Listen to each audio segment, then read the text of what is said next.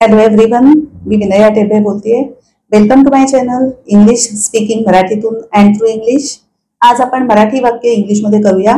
Step by step, पायऱ्या पायऱ्यांनी, टप्प्याटप्प्याने कशी करायची, कसं बनवायचं वाक्य, काय पहिलं घ्यायचं, काय नंतर घ्यायचं, त्याचे नियम सगळं सगळं डिटेलमध्ये सांगतेय. फक्त व्हिडिओ शेवटपर्यंत पहा, म्हणजे निश्चित तुम्हाला लक्षात येईल कशा पद्धतीने वाक्य मराठीतून इंग्लिशमध्ये आपण करू शकतो. आज आपण यूज टू म्हणजे एखादी गोष्ट जी आपण पूर्वी करत असू त्या गोष्टीबद्दल यूज टू हे जे एक वाक्य रचना आहे ती रचना घेऊन आज आपण 5 वाक्य मराठीतून इंग्लिशमध्ये करणार आहोत. पाहूया पहिलं वाक्य. मी पूर्वी भरपूर मिठाई खात असे. मी पूर्वी भरपूर मिठाई खात असे. नेहमी करता पहिला घ्यायचा. मी हा झाला करता म्हणजे आय. खात असे पूर्वीची गोष्ट, त्या कर्त्यानंतर यूज टू हे आपण क्रियापद. आता हे क्रियापद आहे पण वेगळी वाक्यरचना आहे. तर यूज टू घ्यायचं. I use to. खाणं हे मुख्य क्रियापद आहे इथे. आय यूज टू, त्या टू नंतर मुख्य क्रियापद V1 घ्यायचं. खाण्यासाठी ईट. आय यूज टू ईट.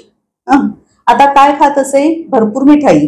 भरपूर, लॉट ऑफ मिठाई, sweets. I use to eat lot of sweets. अशा पद्धतीने ते वाक्य बनवायचं. मी लिहिते बोर्डवर. I use to eat lot of sweets. I, त्यानंतर घ्यायचं यूज टू, मग घ्यायचं V1 म्हणजे मुख्य क्रियापद आणि मग जे काही कर्म असेल ते. I use to eat a lot of sweets. बस, पूर्वी खात असे. हा पूर्वी हा शब्द लिहिण्याची गरज नाही. कारण का? कारण यूज टू ह्याच्यातच ते पूर्वी करण्याची क्रिया येते. सो नो नीड, गरज नाही ते लिहिण्याची. सेकंड वन, पूर्वी तो नियमितपणे व्यायाम करत असे. परत पहिल्यांदा करता घ्यायचा. आता इथे करता तो म्हणजे ही. करत असे पूर्वीची गोष्ट यूज टू, ही नंतर यूज टू. आता व्यायाम करणं हे क्रियापद म्हणून घ्यायचं. Exercise, use to exercise. Exercise हे क्रियापद झालं. व्यायाम करणं V1 घेतलं आपण. यूज टू एक्सरसाइज नियमितपणे, रेग्युलरली. पूर्वी हे लिहिण्याची गरज आहे का? नाही, कारण यूज टू जेव्हा आपण रचना घेतो तेव्हाच त्याचा अर्थ पूर्वी एखादी गोष्ट कोणतरी करत असेल, म्हणून ते वेगळं लिहायची पूर्वी असं गरज नाही. यूज टू एक्सरसाइज, ही हा झाला करता. यूज टू हे आपण पूर्वी करत असे म्हणून आपण रचना घेतली. एक्सरसाइज हे V1 क्रियापद म्हणून घेतलं. यूज टू एक्सरसाइज नियमितपणे म्हणून आपण रेग्युलरली हा शब्द घेतला. Use to exercise regularly. Third one, Mansi पूर्वी क्लास घ्यायची. मानसी हा झाला करता, तो पहिला घेणार मानसी. पूर्वी घ्यायची use to, Mansi use to. Class घ्यायची, घ्यायची हे क्रियापद use to take. Class, class. Mansi use to take class. Mansi use to पूर्वीसाठी घेतलं. काय करायची? घ्यायची. टेक V1 घेतलं. क्लास, क्लास हाच इंग्लिश शब्द class. Mansi use to take class. Okay. Rohan पूर्वी खूप पैसे उधळायचा. रोहन पूर्वी खूप पैसे उधळायचा. रोहन करता रोहन. पूर्वी उधळायचा म्हणून यूज टू हे रचना. Rohan use to. उधळणं याला आपण स्पेंड घेऊया. खर्च करणं, उधळणं. यूज टू स्पेंड खूप पैसे, अ लॉट ऑफ मनी. रोहन करता झाला. पूर्वी यूज टू, उधळायचा, खर्च करायचा, spend V1. A lot of भरपूर, खूप भरपूर म्हणून अ लॉट ऑफ, आणि पैसे money. Rohan use to spend a lot of money. And the last one, माझे वडील पूर्वी खूप कडक होते. माझे वडील हे करता माय फादर. पूर्वी होते यूज टू. आता इथे आतापर्यंत कसं झालं? उधळायचा स्पेंड, घ्यायची टेक, व्यायाम करणं एक्सरसाइज, खाणं ईट. क्लिअरली आले, क्रियापद म्हणून क्लिअरली आलं. इथे होते म्हणजे इथे आपण बी, असणे हे क्रियापद घेतो. My father use to be, use to आणि बी हे क्रियापद घेतलं. असणे हे भूतकाळी आहे. My father use to be. आता खूप कडक, व्हेरी, खूप म्हणून कडक म्हणून strict. My father use to be very strict. My father use to be very strict.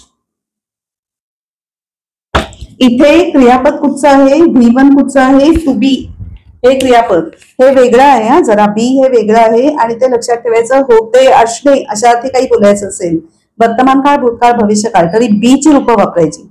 इथे आता बी यूज टू आल्यामुळे नुसतं बी घेतलं, V1 घ्यायचंय ना म्हणून बी घेतलं. ओके, एकदा परत पटकन सांगते काय आहे ते. यूज टू ही रचना आपण वापरतोय. मी पूर्वी भरपूर मिठाई खात असे, करता पहिला, नंतर यूज टू आणि नंतर इट म्हणजे V1. रचना लक्षात ठेवा, इथे लिहिते या साईडला.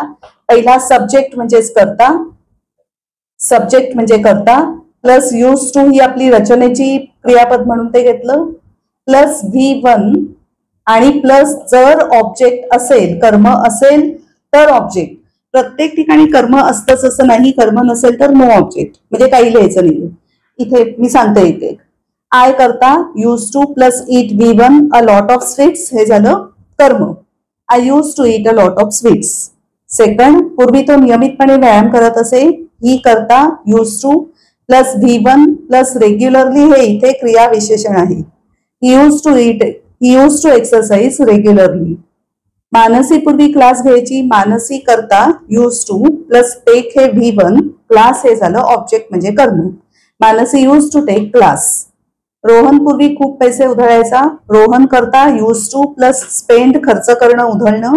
अ लॉट ऑफ मनी हा झाला कर्म म्हणजे object. Rohan use to spend a lot of money. माझे वडील पूर्वी खूप कडक होते, माय फादर करता यूज टू बी हे V1, व्हेरी स्ट्रिक्ट हे क्रियाविशेषण. My father use to be very strict. Okay, अशा पद्धतीने आपण वाक्यही बनवतो यूज टू ही रचना घेऊन. आता माझ्या मते हे सगळंच क्लिअर झालं असेल. परत एकदा परत जरा व्हिडिओ बघा, म्हणजे आणखीन स्पष्ट होईल आणि तुमची स्वतःची वाक्य अशा पद्धतीने बनवायचा प्रयत्न करा. कारण अशी वाक्य आपण खरोखरच बरेच वेळा बोलत असतो. पूर्वी हा शब्द लिहिला आहे प्रत्येक ठिकाणी, तो लिहायची गरज आहे असंही नाही. आता जर मी म्हटलं नुसतं माझे वडील खूप कडक होते, यातच कळतं पूर्वी कडक होते. मी का लिहिलाय प्रत्येक ठिकाणी की यूज टू हे आपण भूतकाळी वापरतो बरेचदा आणि म्हणून ते दाखवण्यासाठी मी पूर्वी लिहिलंय. पूर्वी लिहायची पण गरज नाही, बोलायची पण गरज नाही आणि इंग्लिशमध्ये सुद्धा पूर्वी यासाठी वेगळा काही शब्द शोधायचीही गरज नाही. यूज टू या रचनेतच ते पूर्वींचा भूतकाळ आपल्याला कळतो. ओके, सो अशा पद्धतीने ही वेगळी रचना आणि अतिशय उपयुक्त, भरपूर आपण बोलतो, बरेचदा आपण बोलतो अशी ही वाक्य. Thank you very much for watching this video today. Bye bye.